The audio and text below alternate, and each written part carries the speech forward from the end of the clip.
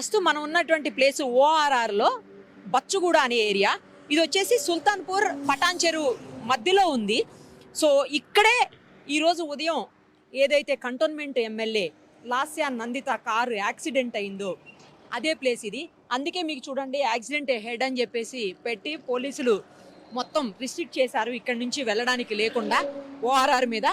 తర్వాత ఒక్క విషయాన్ని మనం ఇక్కడ క్లియర్ కట్ గా అబ్జర్వ్ చేయొచ్చు. జననీ ఎస్టేట్స్ ఫార్మ్లాండ్స్ చందనవాలి స్క్వేర్ యార్డ్ 2299 మాత్రమే. మనకి టైర్ గుర్తులు కనిపిస్తా ఉన్నాయి. అటు సైడ్ నుంచి ఇటు కంప్లీట్ గా ఇలా రాసుకుంటూ టైర్ వచ్చేసింది. మీరు ఒక్కసారి చూడండి. ఆ కారు యాక్సిడెంట్ చూస్తే మాత్రం చాలా భయానకంగా అనిపిస్తోంది. అసలు అదేదో చిన్నగా మామూలుగా తగిలినటువంటి యాక్సిడెంట్ లాగా అనిపించట్లేదు. నేను ఇప్పుడు ఆల్రెడీ చూసి వచ్చాను కదా, 100 దగ్గర స్పీడ్ కూడా లాక్ అయిపోయింది. మరీ ఎక్కువ స్పీడ్ కూడా కాదేమో అనిపిస్తోంది ఇక్కడికి వచ్చిన తర్వాత చూస్తే.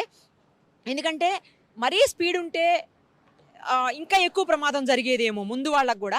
కానీ విచిత్రం ఏంటంటే ఎవరైతే డ్రైవింగ్ సీట్లో ఉన్నారో అతనికి గాయాలు అయ్యాయి తప్ప అతనైతే చనిపోలేదు. వెనక సీట్లో కూర్చున్నటువంటి ఆవిడ మాత్రం, ఎమ్మెల్యే మాత్రం చనిపోవటం అనేది దురదృష్టకరము. ఇంకోటి ఆవిడ సీట్ బెల్ట్ పెట్టుకోలేదు అనేది కూడా క్లియర్ కట్గా అందరూ చెప్తా ఉన్నటువంటి విషయం. మనం కూడా కారులో చూసాము ఆల్రెడీ. సీట్ బెల్ట్ వెనకాల సీట్కి మనం కూడా రెగ్యులర్గా చేస్తూనే ఉంటాం ఆ పని. మనం వేసుకోకుండా అది సౌండ్ వస్తుందని చెప్పేసి వెనకాల నుంచి వేసేస్తుంటాం, వేసేసి వదిలేస్తాము. సో అలాగే జరిగినట్లుంది. ఇక్కడ నుంచి చూడండి, ఇదిగో టైర్ సింబల్ చూడండి, మీకు కనిపిస్తుంది రాసుకెళ్ళినట్లుగా. ఇది అంతా కూడా టైర్ సింబలే క్లియర్ కట్గా కనిపిస్తుంది. కారుకు సంబంధించినటువంటి పార్ట్స్ అన్నీ కూడా ఊడి కింద పడిపోయాయి. ఒక్కసారి అబ్జర్వ్ చేయండి. ఈ సిచ్యుయేషన్ చూస్తుంటే మాత్రం ఖచ్చితంగా కారు అంటే అక్కడి నుంచే చిన్న చిన్న కారుకి సంబంధించినటువంటి పీసులన్నీ, బాడీకి సంబంధించినటువంటి పీసులన్నీ, ఇంజన్కి సంబంధించినటువంటి పార్ట్లు చిన్న చిన్నవి అన్నీ కనిపిస్తూ ఉన్నాయి. అదేంటండి? బ్రేక్ ఆయిల్ క్యాపా? ఇదిగో బ్రేక్ ఆయిల్ క్యాప్ అంట చూడండి, అది కూడా పడిపోయింది. సో దాదాపు ఎక్కడైతే రైలింగ్ని తాకిందో ఆ రైలింగ్ని తాకడానికి ఇంకా కాస్త ప్లేస్ ముందు ఉంది. ఆ రైలింగ్ ఎక్కడ తాకిందో అక్కడి నుంచి 150, 200 మీటర్లు, 100-200 మీటర్ల మధ్యలో ఆ రూట్ అయితే, అంటే అంత పొడవునైతే మాత్రం ఎన్ని పార్ట్లు పడిపోయే ఉన్నాయి. మొత్తం అన్నీ చూడండి, అబ్జర్వ్ చేయండి. ఇదిగో వెహికల్వి మొత్తం అన్ని పార్ట్స్ పడిపోయి ఉన్నాయి. సో మనం ఇందాక వెహికల్ కూడా చూసాము. ఇదిగో ఆ లోపల ఉన్నాయి కూడా చూడండి, చిన్న చిన్న చిప్పులు లాంటివి కూడా పడిపోయినాయి ఇంజన్లోవి మొత్తం. ఇక్కడ ఏదో అన్నీ అవే. ఇంకా ఆ బండి తయారైన డేట్ అనుకుంటా మేబీ, అవన్నీ కూడా ఉన్నాయి దాని మీద. ఇక్కడ చూస్తున్న దాని ప్రకారం మనకేమనిపిస్తుంది అంటే వెహికల్ ముందే దేన్నో వేరే వెహికల్ హిట్ చేసింది. ఆ హిట్ చేసిన తర్వాత అది ఇట్లా కింద రాసుకుంటూ రుద్దుకుంటూ సైడ్కి వెళ్ళిపోయి రైలింగ్ని గుద్దిందేమో అనేటువంటి పరిస్థితి అయితే ఉంది. ఏంటండి అదేంటండి? ఇదేంటి లైట్ వా? ఇవి లైట్ ఇది కాదు, ఇలాంటి ఎల్లో పీసెస్ కూడా చాలా కనిపిస్తున్నాయి అని చెప్తున్నారు ఇప్పుడు వీళ్ళందరూ కూడా. తర్వాత ఇది ఏం పార్ట్ అండి? లైట్, హెడ్ లైట్ కదా. అదే చూడండి, కారు హెడ్ లైట్ ఇది. మనం ఇందాక చూసాం కదా, కారుకి అసలు ఏమీ లేవు, ఫ్రంట్ పార్ట్ అంతా మొత్తం ఎగిరిపోయింది, అసలు ఏమీ లేదు, కంప్లీట్గా డ్యామేజ్ అయిపోయినటువంటి పరిస్థితి. ఇది లెఫ్ట్ సైడ్ హెడ్ లైట్. ఎందుకంటే ఈ లైట్ ఇటు సైడ్ వస్తుంది కాబట్టి ఇది లెఫ్ట్ సైడ్ది. పార్ట్లన్నీ విరిగిపోయి పడిపోయినటువంటి పరిస్థితి. ఇగో చిన్న చిన్న చిన్న చిన్న పార్ట్స్. నేను ఇందాకే చెప్పాను, 100-200 మీటర్ల డిస్టెన్స్లో మొత్తం అన్ని పార్ట్లు ఇక్కడ పడిపోయి కనిపిస్తున్నటువంటి సిచ్యుయేషన్. ఇక్కడి నుంచి అంటే అంత దూరం కూడా మేబీ ఒకళ్ళు ఎవరో చెప్పడం అయితే, మరి ప్రత్యక్ష సాక్షులు అయితే ఎవరు కనిపించట్లేదులే కానీ ఈ టైంలో. ఎందుకంటే మార్నింగ్ 5:15, 5:20 అరౌండ్ జరిగిందని చెప్తున్నారు ఆ టైంలో. సో ఇక్కడైతే ప్రత్యక్షంగా చూసిన వాళ్ళు అయితే ఎవరు లేరు. ఒకళ్ళు చూసినా కూడా ఎవరు చెప్పరు కదా, వెళ్ళిపోతూ ఉంటారు. మళ్ళీ ఎందుకు రిస్క్ మనకని చెప్పేసి వెళ్ళిపోయే పరిస్థితులు ఉంటాయి. ఇంకొకటి ఏంటంటే ఆగి చూసే పరిస్థితి కూడా ఉండదు, వాళ్ళు కూడా స్పీడ్లో వెళ్ళిపోతూ ఉంటారు. ఇప్పుడు 120 ఉంది కదా ఇక్కడ స్పీడు, సో అదే స్పీడ్లో వాళ్ళు కూడా పోయేటువంటి పరిస్థితి ఉంటుంది. సో మొత్తం అన్ని మిర్రర్స్ అయితే అసలు రోడ్డు మొత్తం అవే పడిపోయి ఉన్నాయి. ఎక్కడ అసలు గ్యాప్ లేకుండా ఈ 100-200 మీటర్ల మధ్యలో ఎక్కడ గ్యాప్ లేదు, అసలు కంప్లీట్గా అవే పడిపోయి ఉన్నటువంటి సిచ్యుయేషను. సో ఇలా ఆ వెహికల్ని హిట్ చేసిన తర్వాత ముందుకు అట్లా వచ్చేసి వెహికల్ ఆ రైలింగ్కి డాష్ ఇచ్చింది అనేది ఇప్పుడు ఇక్కడ ఉన్నటువంటి పరిస్థితిని బట్టి మనకు అర్థమవుతుంది. ఇంకా పూర్తి స్థాయిలో పోలీస్ ఇన్వెస్టిగేషన్ అయితే కానీ ఇంకా ఏం జరిగిందనేది మనకు కూడా తెలిసేటువంటి సిచ్యుయేషన్ ఉండదు. ఇక్కడే రైలింగ్ని తాకినటువంటి సిచ్యువేషన్ చూడండి, అక్కడి నుంచి వచ్చి ఇలా రైలింగ్ని తాకిందనమాట.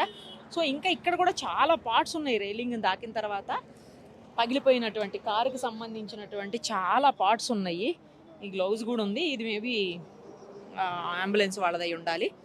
బ్లడ్ స్టెయిన్స్తో ఉన్నటువంటి గ్లౌజెస్ ఉన్నాయి. ఈ రైలింగ్ కూడా చూడండి సైడ్కి వెళ్ళిపోయింది, ఎక్కడైతే బండి తాకిందో అక్కడ పూర్తిగా సైడ్కి ఇట్లా వంకర అయిపోయింది చూడండి, బెండ్ అయిపోయినటువంటి సిచ్యుయేషను. సో ఇక్కడతో ఆగలేదు, ఇంకా ఆ పార్ట్స్ అన్నీ కూడా అవతల అట్లా పడుతూనే ఉన్నాయి. ఇగో చూడండి, ఇంకా చాలా దూరం వరకు పార్ట్స్ అన్నీ మొత్తం అటు సైడ్ కూడా పడి ఉన్నాయి, అటు కూడా పడిపోయి ఉన్నటువంటి పరిస్థితి. ఇంకాస్త ముందుకు కూడా మనకు కనిపిస్తున్నాయి చూడండి, ఇంకా పార్ట్స్ కారుకి సంబంధించినటువంటి పార్ట్స్ ఇంకా చివరి వరకు కూడా ఇంకా అవతల వరకు కూడా కనిపిస్తున్నాయి. అంటే తాకి యువతలకు వచ్చినప్పుడు జరిగి ఉండాలి. ఇంకొకటి ఏమని వినిపిస్తుంది అంటే, ఇది అనుమానాస్పదమే, మరి అది ఎంతవరకు నిజమో తెలియదు, కానీ ఏమని వినిపిస్తోందంటే బండి హిట్ చేసి వేరే బండిని హిట్ చేసి ఆ బండికి పట్టుకొని కొంత దూరం ఒక 100-150 మీటర్ల దూరం అవతల పెద్ద బండి ఈడ్చుకొని వచ్చిందని చెప్తున్నారు. అది సిమెంట్ మిక్సర్ లాంటిది అని చెప్తా ఉన్నారు. ఏదైనా కూడా పెద్ద వెహికల్ అది. సో టిప్పర్ కానీ సిమెంట్ మిక్సర్ కానీ అయి ఉంటుంది అంటున్నారు. ఎందుకంటే కారు మీద మనకు కూడా సిమెంట్ కనిపిస్తూ ఉంది, మొత్తం అంతా డ్రై అయిపోయిన సిమెంట్ కనిపిస్తూ ఉంది. సో అందుకని చెప్పేసి అదే కావచ్చు, దానికే తాకిందేమో అని కూడా కొంత వినిపిస్తూ ఉంది. పూర్తి స్థాయిలో ఎంక్వైరీ అయితే, ఎందుకంటే ఇంకొక బ్యాడ్ ఏంటంటే ఈ ఏరియాలో ఎక్కడా కూడా సీసీ కెమెరాస్ లేవు. మరి సీసీ కెమెరాస్ లేకపోవడం కూడా అంటే కొంచెం ఇన్వెస్టిగేషన్ లేట్ అవ్వడానికి కారణం అని చెప్పుకోవచ్చు. పోలీసులు ఎట్లయినా పట్టుకుంటారనుకోండి, నిజంగా వేరే వెహికల్ హిట్ చేసిందా, వాడు పారిపోయాడా, అవతల హిట్ చేసిన వాడు పారిపోయాడా అనే యాంగిల్లో కూడా పోలీసులు ఎంక్వైరీ చేస్తారు, దొరుకుతారు, ఖచ్చితంగా దొరకబడతారు పోలీసులు. బట్ సీసీ కెమెరాలు ఉంటే ఏంటంటే కాస్త త్వరగా అయిపోతుంది ఇన్వెస్టిగేషన్ అనేది, త్వరగా అక్యూజ్ని పట్టుకోవడానికి అవకాశం ఉంటుంది. ఏది అయినా కూడా మరి ఇక్కడ చూస్తుంటే అయితే పెద్ద స్పీడు మనకు అక్కడ లాక్ అయింది కూడా 100 కాబట్టి స్పీడ్ కూడా కనిపించలే. ఏదైతే పర్మిటబుల్ స్పీడ్ ఉందో ఇక్కడ ఎంత పర్మిట్ చేస్తుందో ఈ రోడ్డు అంతే స్పీడ్లో ఉంది వెహికల్. మరి తర్వాత ఇంకొకటి అది XL6 కాబట్టి ఎక్కువ స్పీడ్ పోవడానికి కూడా ఉండదు. 100, 110, 120 బాగా అయితే అంతకంటే ఉండదని చెప్పి ఈ రోడ్డు కూడా 120 పర్మిట్ చేస్తుంది. సో అలాంటప్పుడు మరి స్పీడ్గా లేకున్నా కూడా వెనకాల నుంచి వచ్చిన వెహికల్ ఫాగ్ కూడా ఉందంటున్నారు కాబట్టి ఆ టైంలో అది జరిగి ఉంటుందా, లేకపోతే వాళ్ళు ఒక ప్రైవేటు కార్యక్రమానికి ఫంక్షన్కి అటెండ్ అయ్యి వస్తున్నారని చెప్తున్నారు కాబట్టి నిద్ర లేకపోవటం వల్ల ఏమైనా అది కూడా ఇష్యూ అయిందా, ఇవన్నీ కూడా ఆ ఆకాష్ అనే అతను డ్రైవర్ కమ్ ఎవరైతే పిఏ ఉన్నారో అతను కోలుకుని హాస్పిటల్ నుంచి బయటకు వస్తే కానీ ఇంకా పూర్తి స్థాయిలో క్లారిటీ రాదు పోలీస్ ఎంక్వైరీలో. ఏది ఏమైనా కూడా ఒక యంగ్ ఎమ్మెల్యేని కోల్పోయినటువంటి పరిస్థితి తెలంగాణ రాష్ట్రం.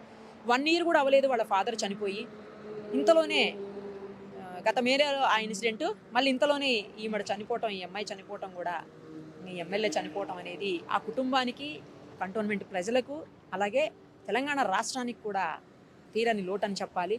ఎందుకంటే 3 నెలల్లో 3 ప్రమాదాలు ఆల్మోస్ట్ ఆమె ఎమ్మెల్యే అయిన దగ్గర నుంచి కూడా. డిసెంబర్లో ఒక ప్రమాదం, మళ్ళీ ఈ నెల 13వ తారీఖునే ఇంకో ప్రమాదం, ఈరోజు ఈ ఇన్సిడెంట్. చివరికి ఆమె ప్రాణాలు కోల్పోయినటువంటి పరిస్థితి. ఏది ఏమైనా పూర్తి స్థాయిలో ఇన్వెస్టిగేషన్ అయితే కానీ నిజానిజాలన్నీ కూడా బయటికి రావు.